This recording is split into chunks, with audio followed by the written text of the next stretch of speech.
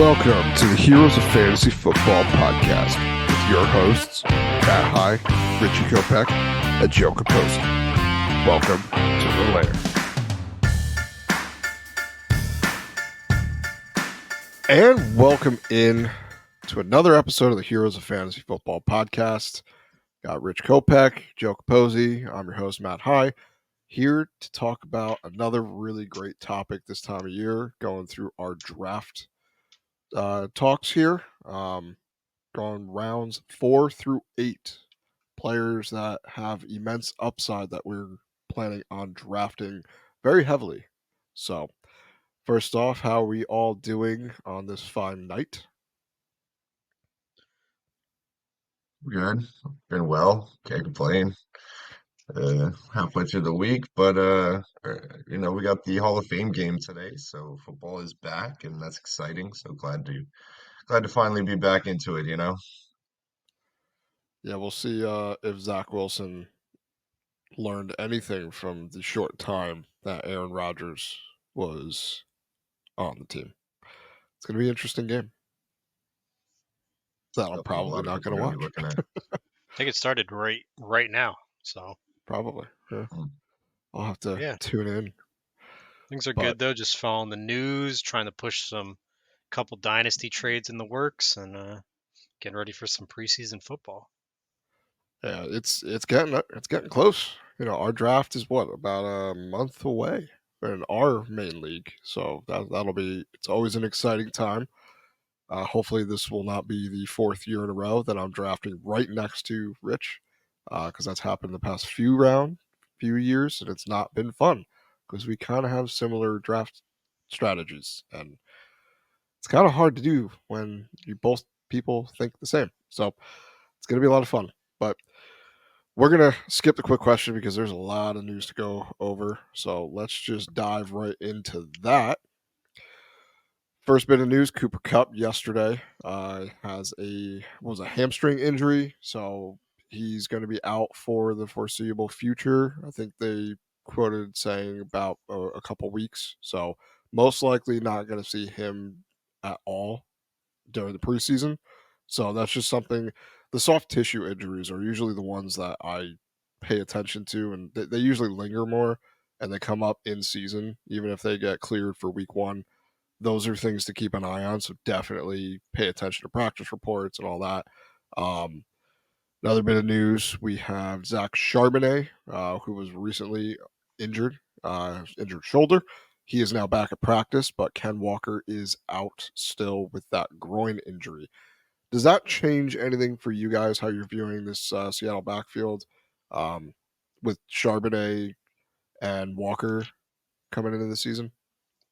I think 100%. I mean, if Walker's out and Charbonnet gets the start, which he obviously will, and he is running well, I think they just play the hot hand offense. I don't think they have any allegiance to Walker to put him in over Charbonnet if Charbonnet is playing well. So it could change up the dynamic. So if anyone drafted early and drafted Ken Walker highly, I'm sorry, he might not be as fantasy relevant as we thought if he loses that starting job.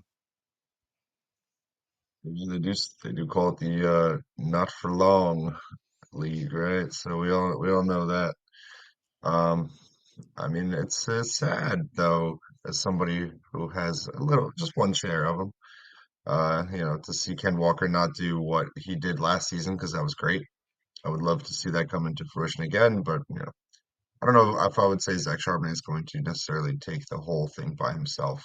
I'd imagine we'll kind of see a running back by committee at that point. Yeah, I think so. It kind of hurt when the Seahawks drafted Charbonnet because I was really high on him. In fact, I had him over Jahmyr Gibbs going into the season.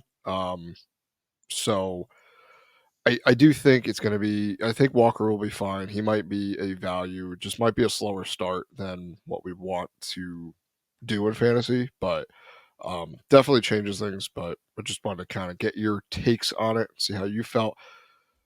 Probably the biggest bit of news that we have to talk about is the Jonathan Taylor situation. Now, Jonathan Taylor has been in discussions with the Colts on a contract extension, going to the final year of his deal, and Jim Irsay, the owner, has come out to say that they're not really going to pay the running back. They typically don't.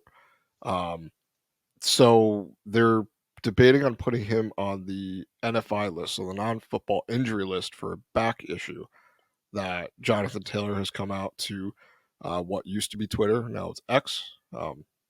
Don't really get that, but that he no longer he doesn't have back pain, so this injury is just something potentially they made up, or I don't know the whole dynamic about it. But how nervous are you drafting Jonathan Taylor this year? Because he's someone that was primed for most people thought was going to be bounce back in a big way this year, having a mobile quarterback, Anthony Richardson being drafted at this most recent draft, and Jonathan Taylor kind of alone in the backfield.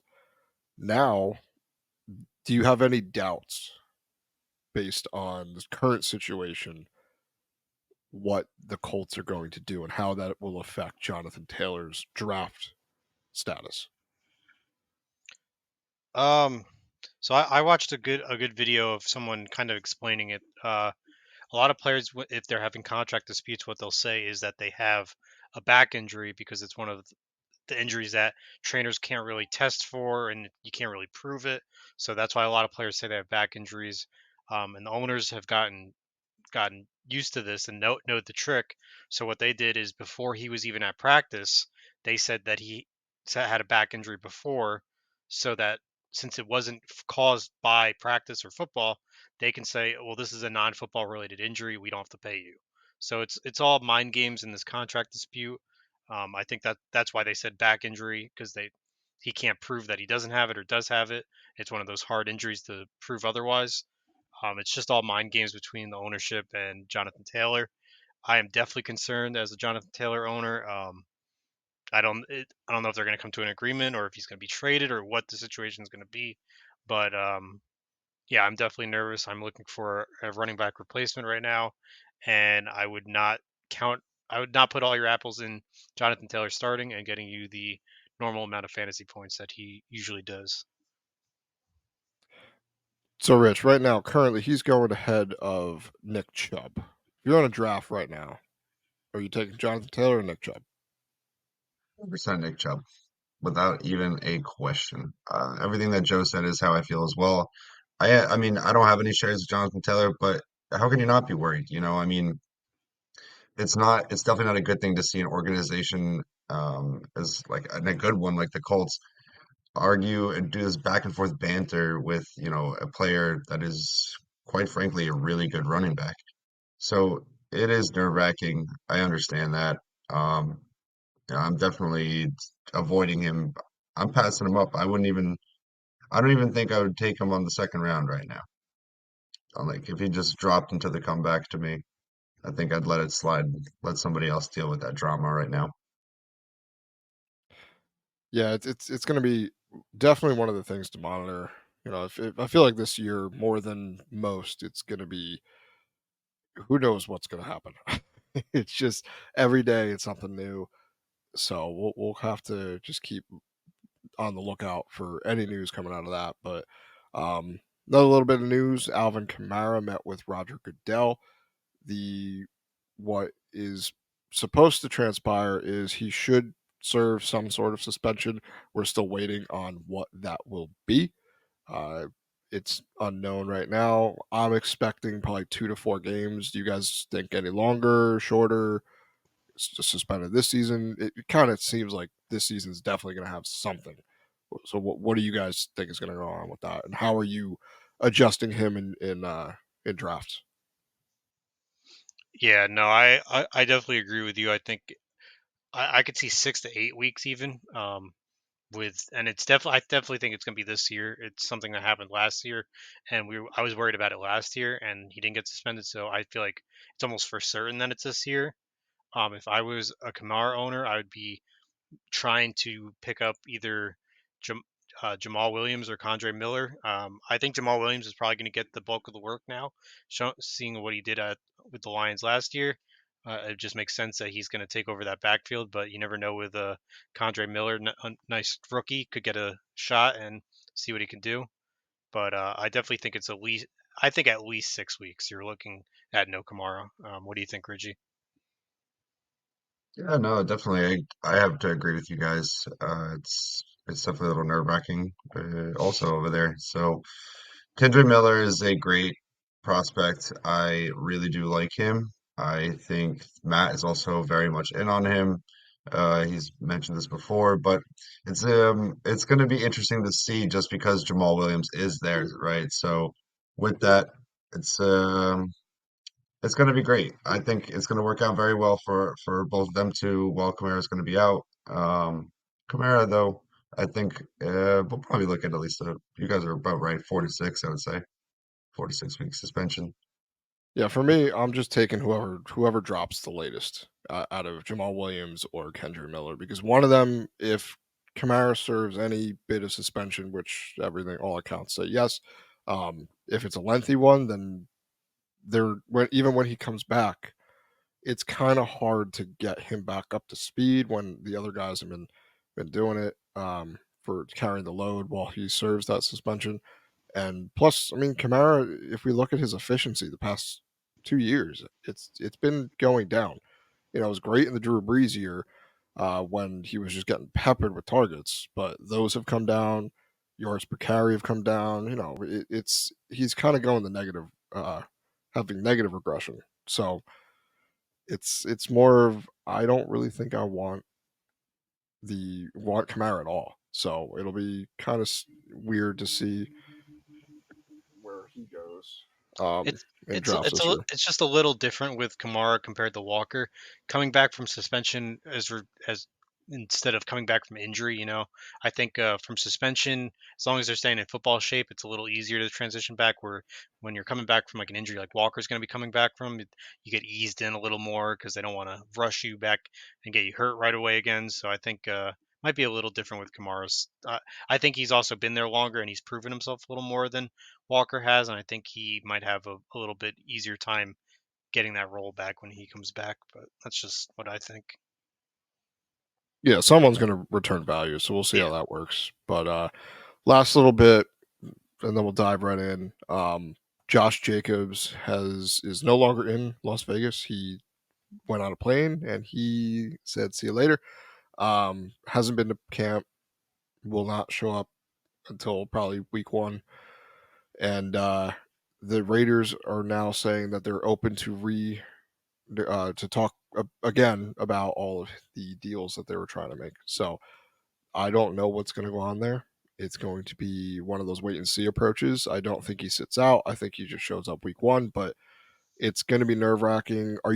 Would you guys buy the dip in drafts if he does not show up to camp but is ready week one? Would you? Because obviously that's going to make him kind of tumble a little bit down draft boards. Would you buy that dip or are you staying away? Um. Actually, I would say, sorry to cut you off. I would say I'm in on Josh Jacobs still. I'm still holding out faith right now. It's definitely a good time to buy it. I would, that's if that's the question, then yes. You can definitely get him at a discount, I would say, as opposed to when he shows up to actually start playing. I don't know if it's going to be week one, but I do think that we'll see Josh Jacobs at some point this season. Yeah, and I'll piggyback back off Richie, and I agree. I like Josh Jacobs as a player, and even if you're buying him low now, and even if he doesn't re-sign with the Raiders, I think it's not the last we've seen of him. I could see him on a new team next year, and or even later this year if they decide to trade or drop him. Yeah, Josh Jacobs is a good player. He's younger. He's not 28, so I would take him if you, especially if you can get a good deal for him. I wouldn't pay an arm and a leg for him if that's what people are asking for him, but if you can get a discount with what the situation is right now. Same thing with JT and Walker. If you can get these guys for some buy low prices right now, go for it. All right, so let's dive right into the meat of the episode. We gave you a little appetizer. Now it's time for the main course. We're talking, like I said at the top of the show, basically picks 37 to 84. That's rounds 4 through 8. We're looking at players that have high upside. So now last episode, me and Joe talked about guys that you can anchor your team with, some safer plays in the first 3 rounds. Now it's time to talk some upsides. So, Joe, who's your first upside player? So my first upside guy is going to be James Conner. Um, James Conner has just shown us from the Steelers. Now he's on Arizona. Uh, he's a clear cut starting running back, and that's really what I'm looking for in my running back. You know, I want my guy to be able to start, and I don't have to worry about, oh, if is he going to lose the job to this guy. Granted, there's other running backs on the team, but honestly, looking at them, I don't think James Conner really has any competition for that starting job. He's going later in the draft. He's going later in rounds 4 through 8. So I think this is the perfect opportunity if you're going wide receiver heavy round. Say you're taking Justin Jefferson in round 1, and then another top tier wide receiver round 2, maybe even a tight end in round 3 if you can grab Mark Andrews or one of those other top tight ends. And you're waiting to get those running backs later in the draft. This is a perfect guy to grab later in the draft. He's going to be a starter. Is he going to put? Is he going to be the RB1? No, but can he have? Is he going to have a good season? Put up a couple touchdowns here and there, especially with Kyler Murray out. We all know that Kyler Murray is a very mobile quarterback. He's going to be out at least till week 6, 7, I think. Uh, I don't see Colt McCoy running it or sneaking it that often. I think James Conner is going to see a lot of those touchdowns that Kyler used to take, and I would be happy with drafting him later in the draft as one of my 2 running backs for fantasy. I talked about James Conner, I think a couple episodes ago. I'm also very much in on it. And mainly there's just no competition there. So it's like, they're gonna feed him the ball, and they did that already last season. We saw that, and the great things happened. So granted, the guy's a little bit banged up, or he can be banged up, so that's obviously what you have to monitor. But if the production, I mean, if he can stay healthy, the production is there. So by all means, slam the door down for James Conner. Yeah. Yeah, James Conner, it's a pure volume play. I mean, this team doesn't project to be very good this season. I don't think any of us would disagree with that, but it's it's more. I mean, we say it a lot. Volume is king in fantasy football, and no one there is going to take the rock away from James Conner. They're going to need him. He's going to be in the game plan, pretty heavily involved. So this is someone I am perfectly okay. If you're doing modified zero or even hero running back draft, like he's a perfect target in this range to get. So I like that pick. Rich, who you got? So my guy is Justin Fields. Is currently being taken at about the end of the 5th round, middle of the 6th. Justin Fields, I've talked about also on this podcast before and how much I love him from last season on. We did watch him explode. He's very electric as far as the runner he is. Absolute athlete, great rushing ability. Last season, 7.1 yards per carry, led the league with that. And I mean, we know how much the Russian quarterback can break fantasy. So overall, it is a great thing to have. The knock on him is the passing yards and how he averaged 149.5 yards per game, which I get. It's not the best thing. Um, but I mean, the Bears, I feel like they have done well to acquire help for Fields.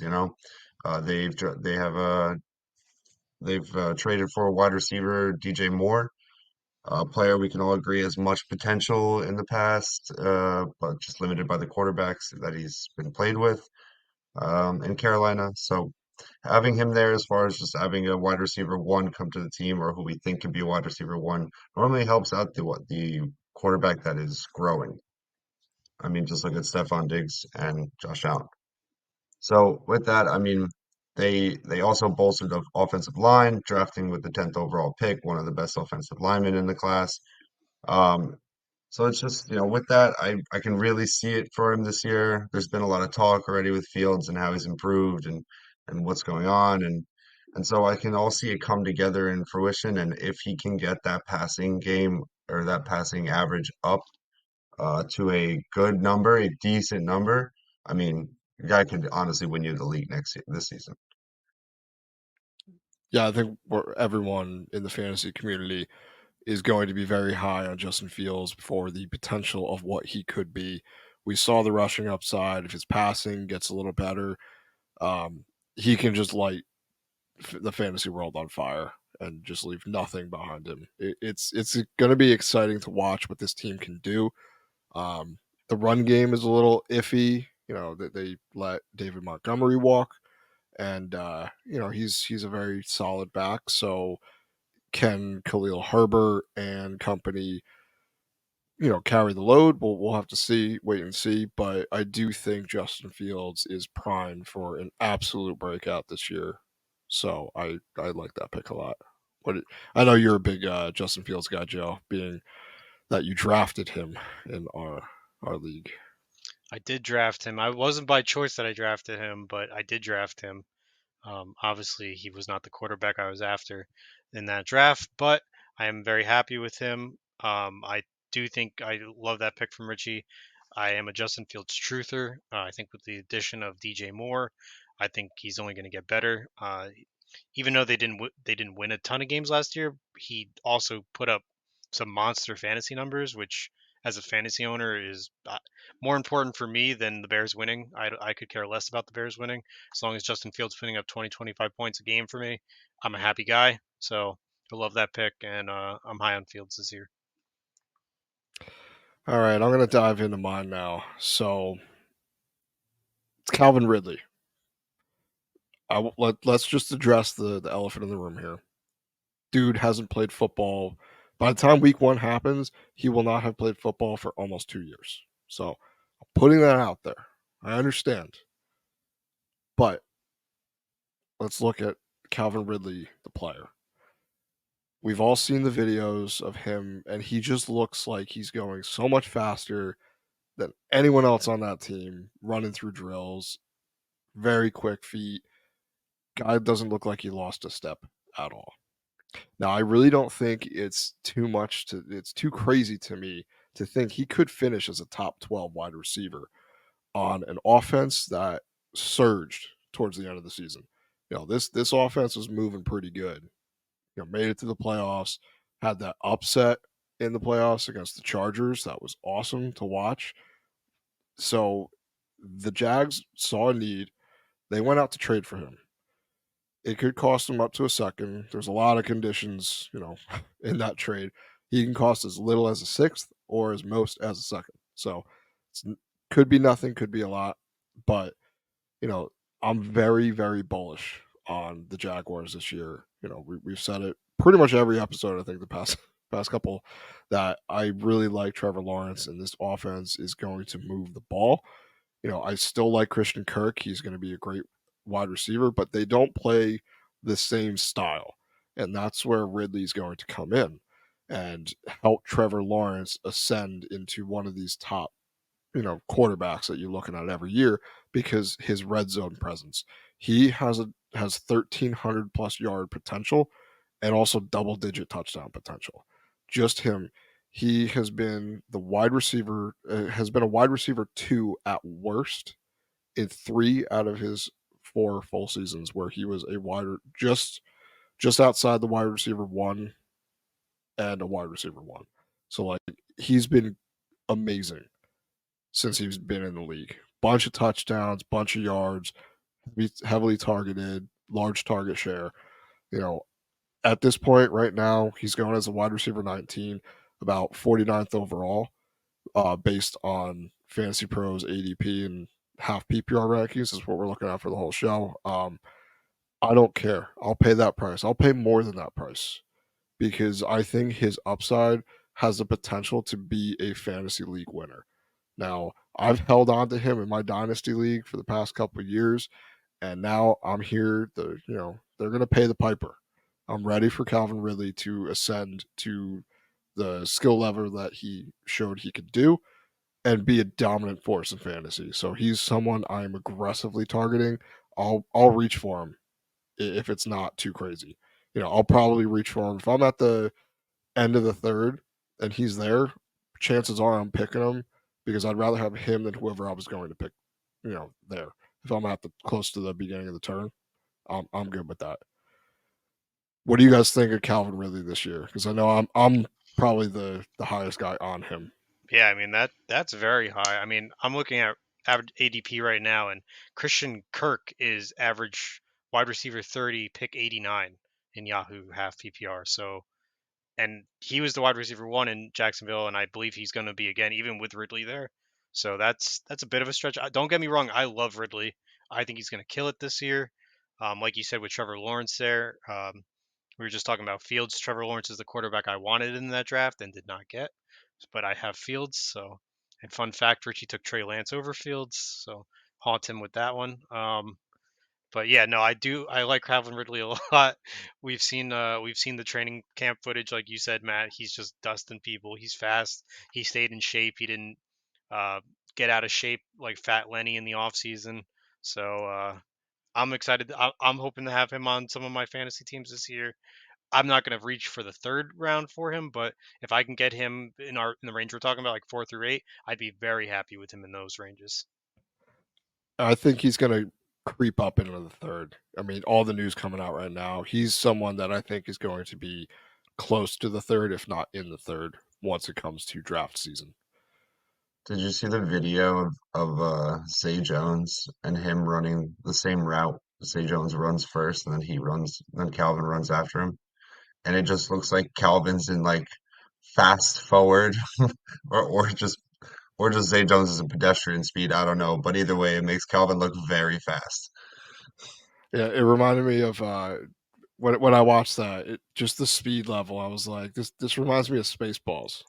So aging myself a little bit, but ludicrous speed. I'm like, that's that. That's what he's in, and it's going to be fun to watch this team. And I'm just glad that Calvin Ridley's back. I'm excited to see what he can do in this offense, because it's going to be just so much fun to watch. They're going to be one of my favorite The, the teams this season. Yeah, the Jags are going to be a great team to watch. I'm fully in on Trevor Lawrence this year. I'm excited. Yeah, and just to piggyback off you, Matt, they have him as the wide receiver 18, pick 48 on Yahoo ADP. So Gotcha. not too far out of the third. I guess it is a fourth round. That's about the fourth round. So Yeah, he's getting close. He's getting there. So, but all right, Joe. Man number two, who you got? all right, so my second pick, and so I was looking through some of these guys that are going through the rounds 4 through 8, and I was like, how is this guy down here? Mike Evans. He's going as pick 85, wide receiver 32, which is kind of mind blowing to me. Granted, last year he did not have the best season. I'll give him that. He did not perform as well as previous seasons, but he also dealt with some injury issues. I think he's still the wide receiver one on the team. Chris Godwin's also there, but I'd still rather have Mike Evans. Quarterbacks are looking for him in the end zone. He's almost has tight end zone presence with his height jumping for those balls. So I really like that. I mean, last year wasn't a good year. He put up 186 fantasy points. He only had 6 touchdowns compared to 13 and 14 the previous 2 years. But I see that changing this year. Granted, I know he's a little older. He's 29, but I see him just coming back and being that monstrous presence on that Tampa Bay offense. He's the wide receiver one there. If I'm getting him in as pick 86, I'm very happy with that. Getting a wide receiver one on a team that late, sign me up. I'm all for it. Even if he doesn't represent get these 14, 13 touchdowns, if he gets 10, 10, 11, even 9, I'm very happy with that, especially with that late in the draft. All for it. What do you think? I'm not gonna lie, this is the one that I gotta push back on. Being a Mike Evans owner last year, it was not a fun ride. He finished top 12 in season long, but that was because he had like one monster game where he scored like 3 touchdowns. So if it wasn't for that game, he would have been like the wide receiver 27. I think me and Rich did a recap of 2022, and that was one of the stats that just blew my mind. Uh, Most of it came from one game. It was not a fun ride, and that was with Tom Brady throwing the ball like 700 something times. I think the Bucks. I know you're a little higher on Baker Mayfield, um, but they're not throwing 700 times. And if they are, he's not going to be the quarterback for the entire time. They will switch to Trask. And this is a team I personally would like to avoid like the plague, just because someone there is going to have value. Someone's going to do something because every team has that one guy. It doesn't matter the situation. They just put things together and piecemeal a decent season. I think it's a little bit risky, but I do see the upside because of he's always been a 1,000 yard receiver. He has not finished the season with less than 1,000 yards. So that I'm not saying maybe this is the year, but it could be. He could score a bunch of touchdowns, and I think he's going to be a little more boom or bust compared to some of the other guys that are going in this range. But I do see it. It's just I'm not. For me personally, I'm just not touching the Bucks with a 10 foot pole. What do you think, Rich? Um, I don't know. I'm on the fence. Mike Evans is a good player. He hasn't had a single season under 1,000 yards. Um, so he's very much just a kind of reliable player. Even though there has been some kind of more up and downs as of late, it feels like. But last year he did have that huge game, which was great also. So I mean, you take the good with the bad with Mike Evans, and I do understand the quarterback is questionable as to who's going to be throwing him the ball, but I feel like they're going to rely on him and throw him the ball. And Mike seems, I mean, from what I hear, he sounds like he's ready to go for another season, just rinse and repeat again. So I can see it. If I can get him, kind of fall to me in one of the later rounds there, and then sure, take my shot. Um, but I guess it's not a player I'm exactly trying to jump and get right now. Oh no, I'm not saying that either. I mean, this episode is rounds 4 through 8, and this is an eighth round player, and I'm saying if you can get him in round 8, you should absolutely snag Yeah, him. I would Yeah, say so. at Yeah, cost, I like it. At Yeah. cost, yeah, it's a good pick, I think. So, yeah. all I right. agree. Who's the second player So I, you got, Rich? yeah, so I guess my second player is it's David Montgomery. Also going in the eighth round in drafts right now. And a lot of drafts for me this season, I'm kind of embracing the more zero RB strategy as there seems to be a lot of these stronger wide receivers that you can grab up front. And there's some running backs that can help you, in the later parts of this of the draft itself. So, uh, looking at the zero RB strategy way, which, for those that don't know, it just means that you usually start with other positions other than running backs, usually a wide receiver, and then you come back for running backs later. So David Montgomery, in my opinion, is a great player to target. For that strategy, there is a lot of upside, especially for the price. I do love it. So him getting a 3-year paid deal, 18 million. I feel like he's basically walking in to become the new Jamal Williams, the man who had a league high 17 touchdowns last season. That is. So, I mean, you look at that, you cut that in half, even, right? You give him, let's say, like we'll give him 9 touchdowns of it. I still think, with 9 touchdowns, he can easily get into the top 15, if not creep higher, depending on how high we go. Um, Really, it's just, sky's the limit for David Montgomery, and especially with that price tag. So, with the Lions having the highest scoring, one of the highest scoring offenses in the league, and a top 5 offensive line, I mean, how can you not be in on David Montgomery? And also, I am not so scared of Gibbs right off the bat. I feel like with him being a rookie, I don't think they're just going to give him like the lion's share or give him the keys and just tell him to run with it, you know. So I think it's going to be kind of a split force, and with that, we should see a lot of David down that goal line. And yeah, so just like the Jags, as we mentioned before, Lions are a very fun team that I'm excited to watch this season. 100% agreed. David Montgomery, I'm not afraid to say this. He on that team, he is the best pure running back on that team. Gibbs is going to do great. I see great things for him. I think the Lions moving off of Swift, they learned a lot from that experiment, and they gave Swift too much work and what like brought him between the tackles, and that is not where Gibbs is going to make his money on that team. He's going to be used in the passing game a lot because that's what he's good at.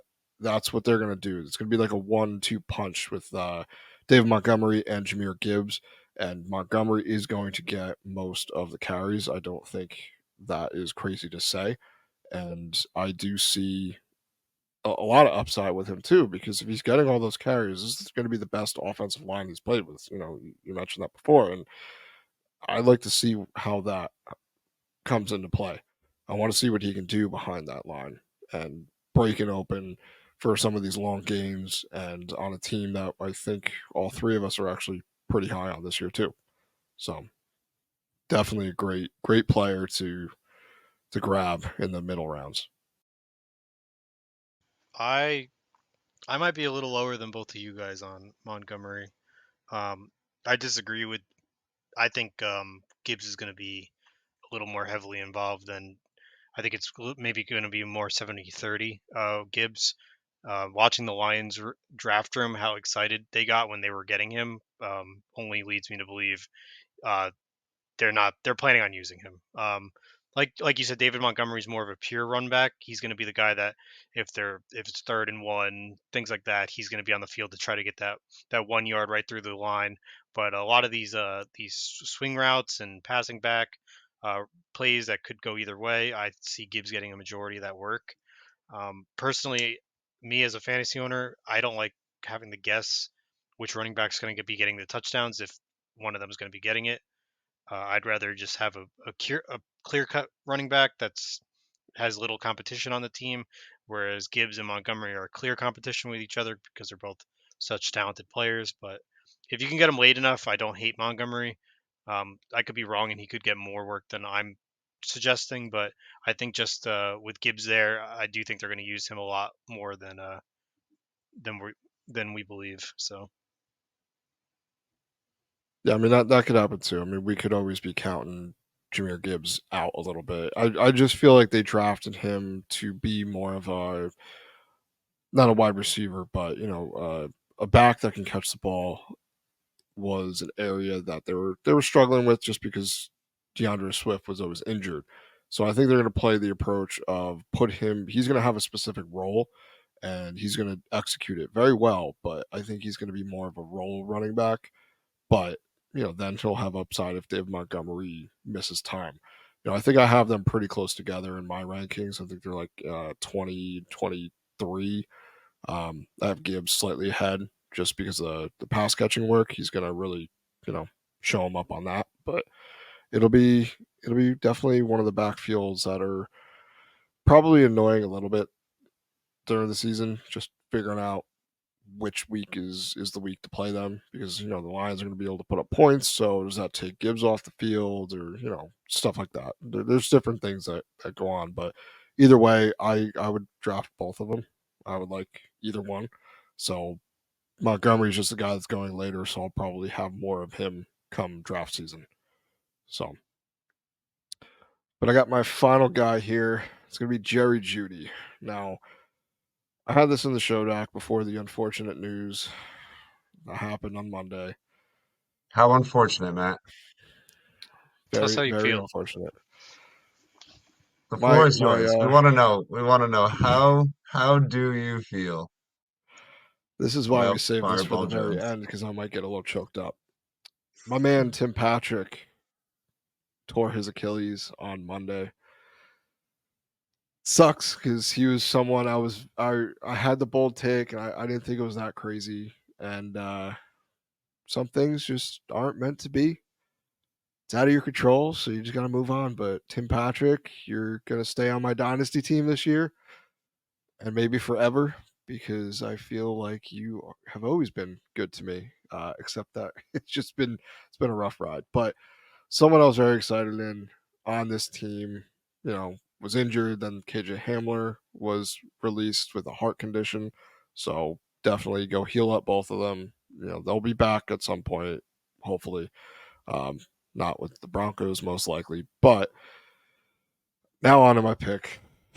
Jerry Jeudy is going as a wide receiver 24. That's 63rd overall. This is just last year, he was still able to put together some semblance of a fantasy relevant season. He finished with 100 targets, 67 receptions, almost 1,000 yards, and 6 touchdowns. Now, this was on the team that was the lowest scoring offense in football, was just a dumpster fire. And it was hard to watch most of the season. Now, fast forward to this year, less competition in the wide receiver room. Cortland Sutton, to me, is just a guy. I don't think he's ever done great. And now you have Jerry Jeudy going into another year with Russell Wilson, and they have a coaching upgrade in Sean Payton, who utilizes his wide receivers as effectively as he can, with a very balanced offense. I do think this is going to be a volume play. He's going to get the majority of the targets. And I just feel like it's a no-brainer that he's going to finish higher than the wide receiver 24. If he's getting, 130 targets, which most likely he's going to get, I don't think Marvin Mims is going to do as much year one. And it's more of just I guess a confidence boost for the Broncos wide receiver room, where I think their passing game is not going to be as bad as it was. Russell Wilson's going to be able to do enough and turn things around this season, and Jerry Jeudy is going to be a major component of that. So I know Javonte Williams is supposedly back. I'm still nervous. I wouldn't just be saying, okay, I'm going to draft him no matter what. There is still injury risk. He had a major, major injury. So to come back that quick for me is a little, I don't know if it's going to work out as well as we want it to. So, which means most likely we're going to have to turn to other players, and Jerry Jeudy is going to be one of them. So, I know, I don't know how you guys feel about the Broncos this year. I know you weren't with me on Tim Patrick, and that's fine. I'll die on that hill alone. I'll never be able to live it down. But what do you guys think of Jerry Jeudy this season? Listen, it's not that I hate the Broncos. I just wasn't on your Tim Patrick high horse because I did not think he was going to have the season you were predicting. When you talk about Jerry Jeudy, however, I do think he's the clear-cut number one there. I do think Russell Wilson takes a giant step forward from last year. He plays better. I mean, we got new coaching. He's got a year to kind of settle in there. It's a big change up from going from Seattle to Denver. So I'm hoping that this year he kind of steps up a little more. And I have high hopes for Jeudy, and I liked taking him. I think you can. It's almost a steal where he's going from. I mean, you have Ayuk in front of him, and in my opinion, Ayuk's a wide receiver too, whereas Jerry Jeudy is a wide receiver one. So I like Jeudy. I don't like Tim Patrick. So I definitely agree with your pick on this one. That's Yeah, fine. I'm There's also only going room to for say that. one on that Bronco. He's only got one Achilles to carry you, so Yeah, that's fine. It's Hey, enough. easy, easy. No, I agree with both of you though. Jerry Judy's going to eat without, the other two being there, or really, I mean, just Fireball Jones being there. Other than that, it's really him and Cortland Sutton, and I hear Cortland Sutton's really like iffy at the moment. So yeah, Jerry Judy should do great things, especially with that Sean Payton offense, man. Yeah, he's definitely someone I'm perfectly fine taking a shot on because at that point, like you're at 63rd overall. Like you can do pretty good. take the shot on someone like that later in your draft. Get your stud guys and then follow it up with one of these guys that can outproduce ADP. And that's kind of what we've been talking about. We're looking at guys here that have a chance to finish higher than they're drafted. Those are the guys that set you up for success in fantasy, where they jump a tier, and a guy you drafted to maybe only get you a couple points, or be the wide receiver 36 or so. Like, these are guys that you're drafting, and if they jump and make that tier jump, it just makes everything a little bit easier. You have a solid guy that you can put in, week out, and it also makes trade bait. If some of these guys, if you load up on some of these shots and they hit, you can basically shop them around the league. So don't take that for granted either. You don't have to have these guys on your team the entire season. Work it into a deal, work it into a trade. Try to get better at a position. Go for one of those top guys. So, but these are just guys we really liked at current ADP in these rounds. So these are guys to shoot for the moon on. So I don't think we really have anything else that we want to discuss today. So next episode, we're going to talk about some of these bigger darts. We're shooting fish in an ocean. So we got a lot of things to talk about there. We're going to do some sleeper picks. So stay tuned for that. But I think that's going to wrap things up for us tonight. Everyone, so long. Peace out. Thank you again for tuning in to another episode of the Heroes of Fantasy Football podcast. Follow us on Twitter at TheHeroesFF.